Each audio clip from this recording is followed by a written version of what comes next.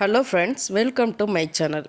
இன்றைக்கி இந்த வீடியோவில் வந்து எதை பற்றி பார்க்க போகிறோம் அப்படின்னா பில்டிங் பிளான் அப்ரூவலில் ஒரு புதிய அப்டேட் கொண்டு வந்திருக்காங்க. அது என்ன அப்டேட்டு, அது நிறைய பேர் பிளானே அப்ரூவ்டே தேவையில்லை அப்படிங்கிற மாதிரிலாம் சொல்கிறாங்க. அது உண்மையாக பொய்யா அப்படிங்கிற ஃபுல் டீட்டெயில்ஸை தான் இந்த வீடியோவில் பார்க்க போகிறோம். அதாவது ஹவுசிங் அண்ட் அர்பன் டெவலப்மெண்ட் டிபார்ட்மெண்ட்லேருந்து பில்டிங் ஹவுசிங் மேட் ஈஸி அப்படின்னு சொல்லிட்டு ஒரு புதிய அப்டேட் கொடுத்துருக்காங்க.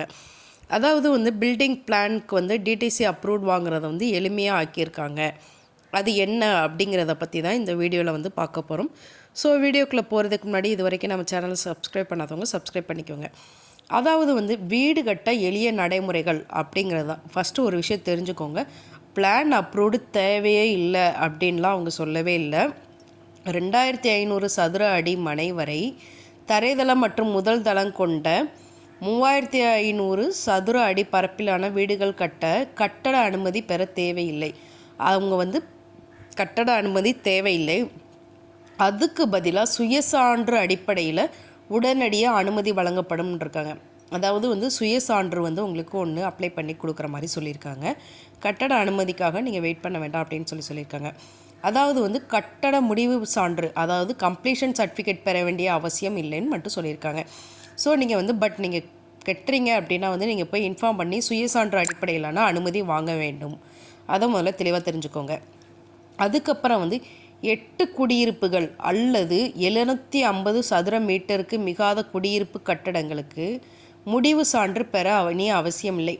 750 ஸ்கொயர் ஃபீட்டு இல்லைன்னா 8 குடியிருப்பு நீங்கள் கட்டுறீங்க வரிசை அப்படிங்கிறவங்களுக்கு நீங்கள் கம்ப்ளீஷன் சர்டிஃபிகேட் வாங்கணுங்கிற அவசியம் இல்லை அப்படின்னு சொல்லியிருக்காங்க.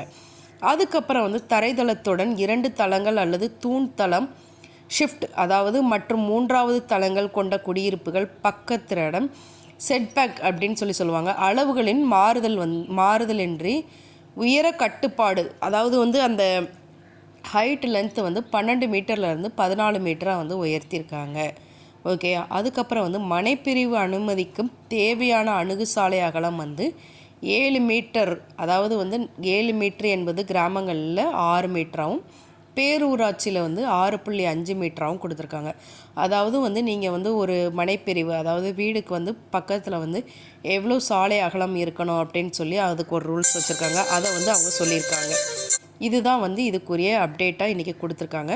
ஃபஸ்ட்டு நீங்கள் தெளிவாக தெரிஞ்சுக்கோங்க. டிடிசி அப்ரூவ்டு வாங்கும்போது நீங்கள் சுயசான்றிதழ் வாங்கணும். இதுதான் அவசியம். உங்களுக்கு அப்ரூவல் கண்டிப்பாக வாங்கவே வேண்டாம்லாம் சொல்லவே இல்லை. Okay friends, thank you.